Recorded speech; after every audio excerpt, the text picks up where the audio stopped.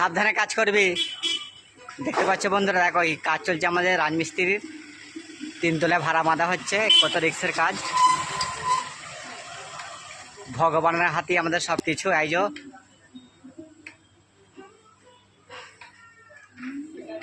ইন্দা ভৌকম্মা, আমরা যদি উপর থেকে পড়ি না আর দেখতে হবে না। দেখো বন্ধুরা, সবাই কেমন আছে একটু জানাবে। আমরা খুব ভালোই আছি, তোমাদের আশীর্বাদে। তোমরা ভালো থেকো। আর এই দেখতেই পাচ্ছ